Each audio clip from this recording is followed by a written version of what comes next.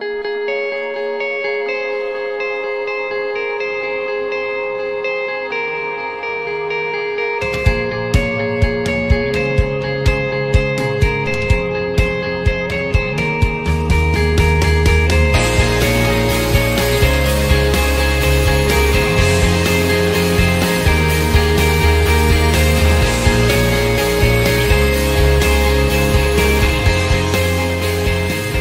is really great to see so many coaches in the room today.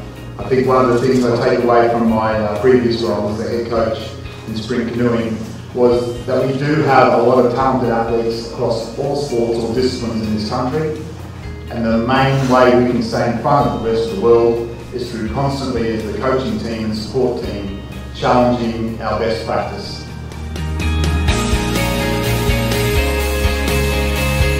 It was novel, and I think the Australians were playing around with it, but when you come out with branded kit and it all looks the same as your kit, I think there is that external perception of like, it just looks like you're so well resourced, you're so well organised, that it's more to your own head, but the opposition is, you know, they've left no stone unturned. Seeing the opportunity to have a coach, hard to fit it in sometimes, but I still need to make that effort to kind of go the extra mile to kind of seek out things. Again, another reason to be here today, to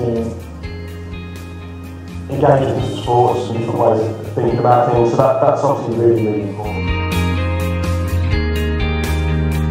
Coaches, if you can understand what makes your person tick, what drives them, what the strengths and weaknesses are, you'll never train them out, because ultimately they'll revert to type, because that's the roots, their personal characteristics. But actually what you're looking to do is, you know, give that top bit of the tree a nice bit of shape and a bit of bulk and add a bit of fertiliser to it, so it actually becomes as best as it can be.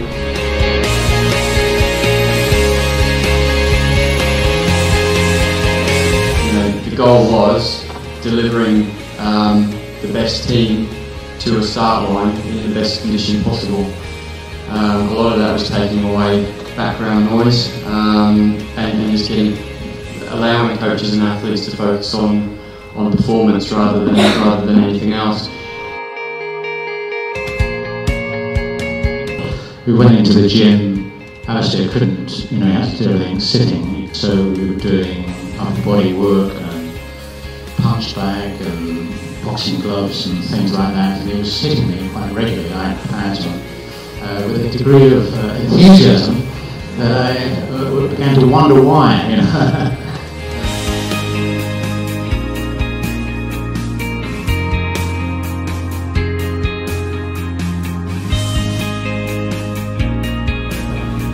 When you write your training schedule for that week, you know the amount of components you want to get in there, how much of this race-based work should you do.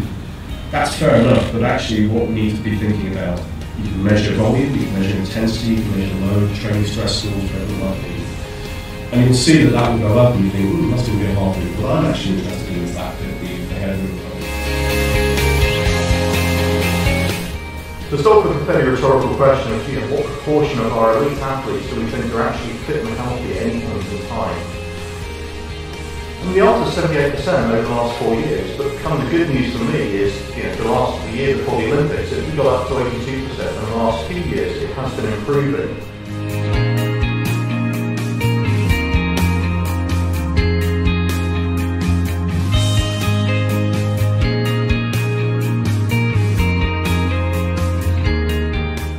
Leadership is founded on, in my mind, 3 essential principles: trust, compassion, and courage.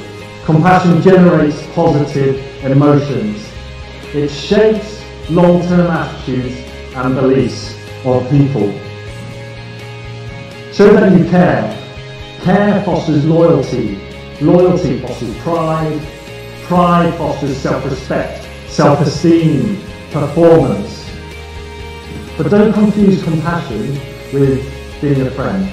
Training should not be just about the focus on perfecting that person or that group to be as best as they can at whatever subject they're doing. It's not about perfecting them to be the best shot, to be the best navigator. Not about perfecting the triathlete to be the fittest and the strongest, etc. But it's about preparing them for the mistakes It's about empowering them, give them trust, give them responsibility. I'm talking about soldiers as well, anyone. Give them trust, give them responsibility, let them make decisions, let them make their own mistakes. But when they do make their mistakes, debrief, don't chastise.